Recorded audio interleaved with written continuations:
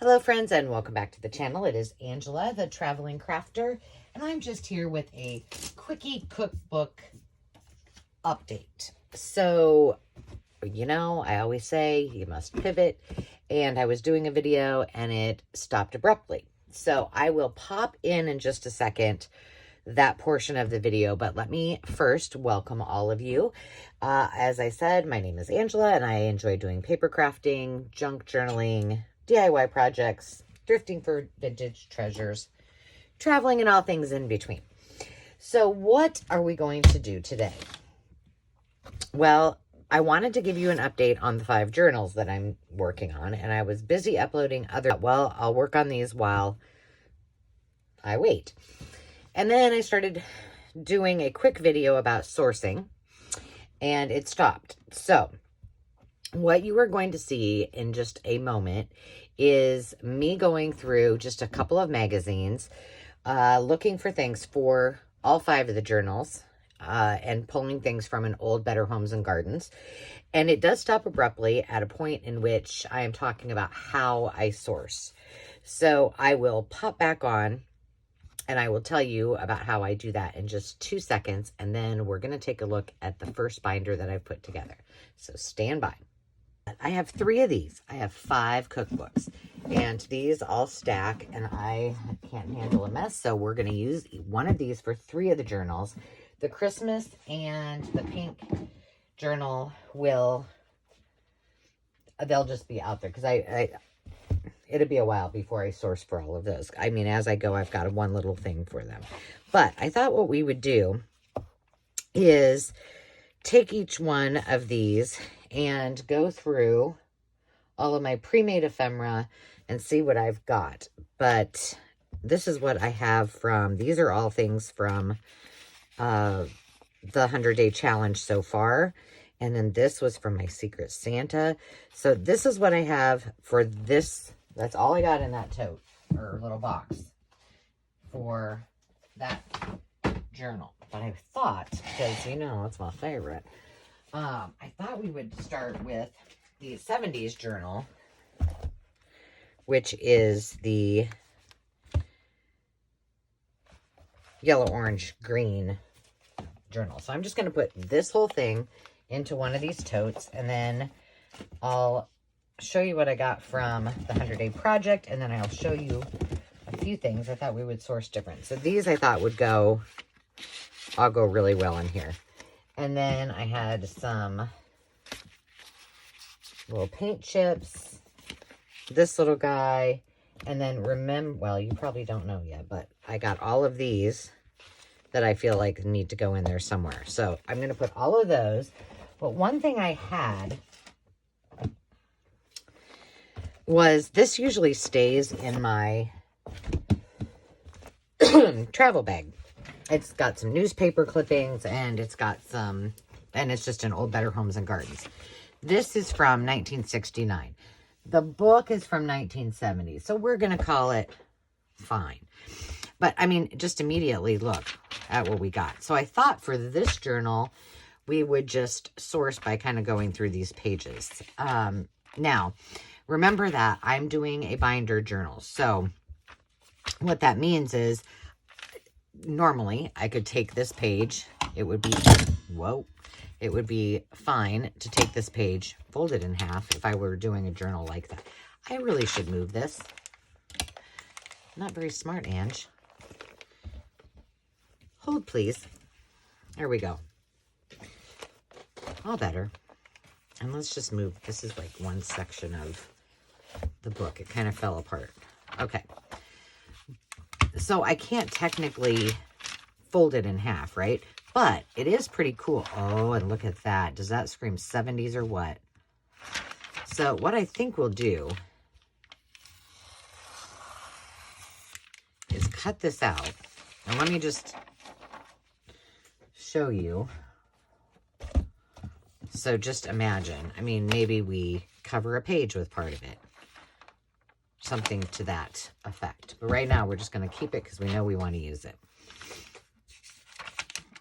This might be cute in the pink one.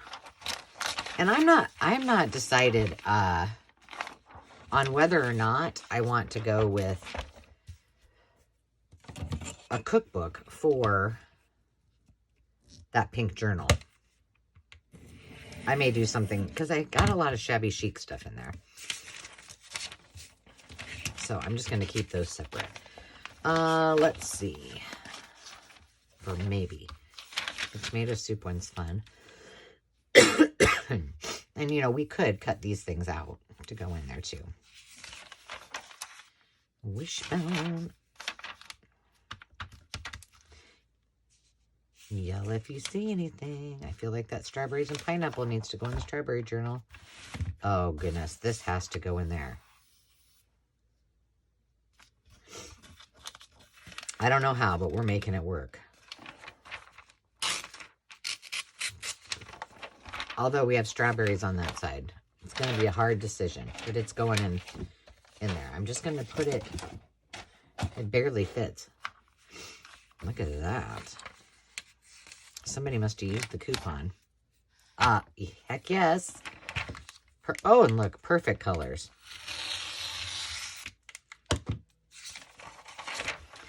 So what I try to do, okay, so I have sold specific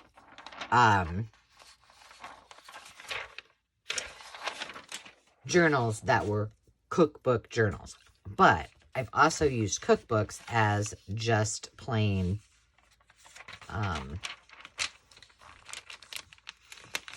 you know, whether they use it for an art journal, a memory journal, a journal, a junk journal.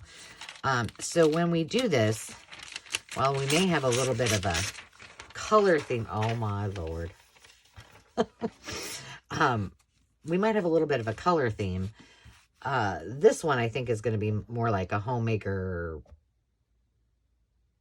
you know, maybe some little bit of sewing, a little bit of home decor, a little bit of cooking, because it's just too much fun. That might be a potential. I'm going to leave it in here. Oh, see, look. Oh, this one might be, although I'm doing the other, it's not really an aesthetic, but the pink, yellow, or the pink, blue, red, and yellow, I don't know. It probably needs to go in here. Oh, poop chunks. You know I'm going to make this work somehow. We just have to be gentle. I didn't realize there was a cut through her and the dog. Poor things. Sorry, we're just going to fold you gently. So I know that you need help. Okay, husband. Oh gosh, that's totes inappropriate. Chef Boyardee, but that might fit on a page. I think what's going to happen is, instead of this going into my travel, I'll grab another one for travel, and then I'll just stick this one. Well, it just depends how much stuff I find.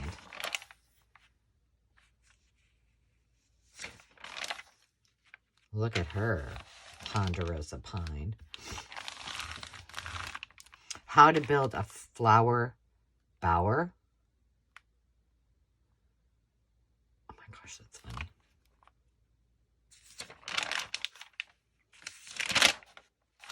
Yeah. See? Yes. Canon, royal family. And you're going in there. I'm also considering, not that, but this and this. Can always add to it.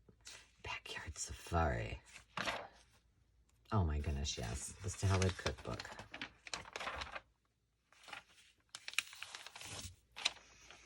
The salad cookbook. So, you're probably wondering, how do I source for my journals, whether it's this kind or any others?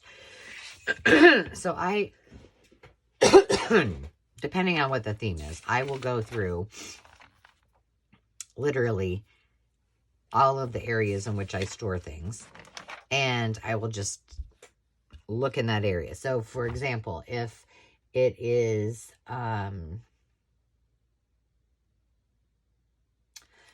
like if I'm doing a theme like this, I would look through all of my, stacks of magazines and say, when I have them all on a bookshelf, and I'd say, okay, that might work. This might work. And then I would go to the next section, and I might go to fabrics and do the same thing. And then I kind of, all right. So what you saw was me going through all of that, pulling things from the pages. So as I was saying, I then continue to source in different sections throughout the room. So maybe it's washi tape. Maybe it's my papers, whatever that may be. Is there a right or wrong way to do it? Absolutely not. I had those handy, so I started with some of the things that I might want to use in the journal, which then kind of guided me into what I wanted to use for papers. So I had finished kind of sourcing all of those, but decided that I was going to pick papers for the pink, blue, red, and yellow journal. That is this one. And I did that. And I cut them all up while I was waiting for my video to upload. So I want to show you just a few things for you to consider. Now, remember, we're working with a binder. It's a little bit different than when you're making your spine and such. So my index card, I've taken out of almost all of the journals, and that is my template. It's what I use to punch my holes with. I know that my pages need to be 6.25 by 9.5 at the biggest, at the largest. And as I started, I had 33 or 34 regular pages, and that included the tabs. As I was working through this, I had initially started with 5 pages behind each tab. You can see, this is an example, but there aren't 5 there now. There's 1, 2, 3. And I also said these were going to be my base colors, but you can see I'm incorporating all kinds of colors. I just wanted to kind of have this as my base. So just keep that in mind. The other thing is, a lot of these pages, specifically in this book, are very thin. So I backed them with some of the pages and just reinforced maybe the front page because it's so thin. I'm going to show you a couple of other tips on how to reinforce pages as we go too. So I had done 5 in each one. Well, it started to get very big. I haven't added any ephemera. I haven't done any of that. So I pulled out a whole stack, let me see, this many pages from this book. However, the rest of the journals that I'm doing are similar in size, so it will be okay. I can use them in that. But I did this for each page. This I want to talk to you about for a second. This is just a regular 8.5 by 11 piece of paper. It was not on cardstock. It was regular paper. So I did this with some of my digitals that you'll see in a second. All I did was folded them in a way. This one I just folded right in half. I did take a piece of dictionary page just to kind of reinforce that to make this pocket, and made sure that I could align this with all of the binder rings. I'll tell you one thing that's going to drive me crazy. Do you see this right here? It is not even, and I cannot get it to stay even. I think I'm going to have Landon do some surgery. So this is just a piece of wallpaper. I folded it up. That was it. Oh, a lot, and none of these, well, most of these are not all glued together. So let's just skip to, here's one of my digitals that I did the same thing on. This was there. I had to reinforce both sides because it's very, very fragile. This one I made so that it could flip out. It's basically 12 by whatever that is. What did I say? 9.5. But let's get to, and then I wanted some just plain papers, because we're going to be adding a lot of those things that I found throughout that Better Homes and Gardens book. Okay, let's get to it. There's another one of my digitals. I just used this so I could close this up, but I didn't close most of them up. Let's get to another one that was a little bit bigger. Okay, come on. So now I only have 3 per tab. Now I could have added, there were other choices. This is another little fun one. I could take some of the tabs out, but I really like the tabs. So I'm going to try to leave as many of the tabs in there as possible. See, like this one, very fragile. This is the other way and a quicker way for you to reinforce your pages. This, I mean, the washi ripped, I didn't care, but washi on both sides and then pop the holes in there. Easy peasy lemon squeezy. Same on this one. I left what they had in there.